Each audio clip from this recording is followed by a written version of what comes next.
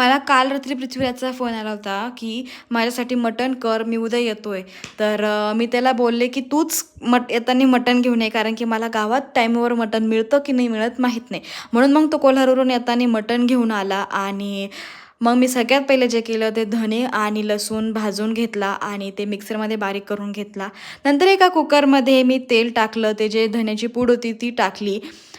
मटण टाकलं आणि मटणमध्ये थोडीशी हळद, मीठ आणि कोथिंबीर.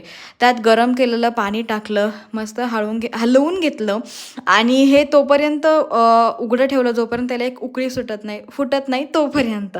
आता एका मिक्सरच्या भांड्यामध्ये मी आलं, लसूण, कोथिंबीर घेतलं, ते बारीक करून घेतली पेस्ट आणि कांदा, टोमॅटो, कोथिंबीर हे पुन्हा एकदा सगळं बारीक बारीक कापून घेतलं. आता ह्याला उकड फुटली होती म्हणून मी याला आता कुकरचं झाकण लावून घेतलं आणि त्या 4-5 शिट्ट्या काढून घेतल्या. त्यानंतर एका कढईमध्ये मी तेल घेतलं, तेलात थोडी कोथिंबीर टाकली. कोथिंबीर चांगली फ्राय झाली, त्याच्यानंतर मी त्यात टाकलं होतं कांदा आणि कांदा मस्त छान परतून घेतला. हे मी नेहमी आपण काळ्या मसाल्याचं करतो तसं नाही केलं. मी म्हटलं होतं की त्याला तुला वेगळ्या पद्धतीचं खाऊ घालते. आणि आपलं ज्यावेळेस कांदा फ्राय झाला त्यात मी टाकलं होतं जी पेस्ट आल्या लसणाची आणि कोथिंबीरची, ती पेस्ट एकदम फ्राय करून घेतली आणि ही तोपर्यंत फ्राय केली जोपर्यंत तिला तेल सुटत नाही. आणि नंतर पुन्हा ह्याच्यात मी टाकलं होतं टोमॅटो आणि टोमॅटो परत एकदा हलवून हलवून फ्राय मस्त करून घेतले, जोपर्यंत हे सगळे एकत्र होत नाही तोपर्यंत, तेल सुटत नाही तोपर्यंत. आता ह्याच्यात सगळे मसाले टाकायचे. माझ्याकडं मी टाकले होते धनेपूड, हळद, लाल तिखट, मटण मसाला आणि घरचा बनवलेला मसाला.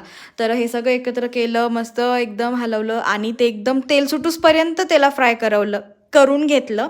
आता त्यानंतर मी त्याच्यात टाकलं होतं दही आणि हे दही टाकून मी परत 4-5 मिनटं त्याला शिजू दिलं आणि हा मसाला एकदम सगळा झाला की त्यात मग मी टाकलं होतं थोडीशी मिरची, तिखट पण टाकलं होतं आणि मिरची कापून पण टाकली होती अशी.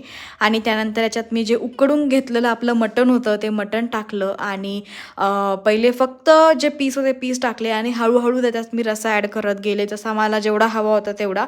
आणि त्यानंतर तुम्ही ह्याच्यामध्ये कश्मीरी लाल मिरची जी असते, ज्याला कमी तिखट असतं आणि कलर जास्त असतो, तो घेऊ शकता. माझ्याकडे ते आज नव्हतं म्हणून मी ते टाकलं नाही आणि माझा मटणचा रस्सा तयार झाला होता. मी उकड पण ठेवली होती आणि हे मसाल्याचं जे मटण केलं होतं ते पण त्यात कोथिंबीर टाकून पुन्हा एक 4-5 मिनटं त्याला शिजू दिलं आणि शेवटी पृथ्वीराजला ताट वाढून दिलं. त्याला आवडलं. भेटू उद्या. बाय.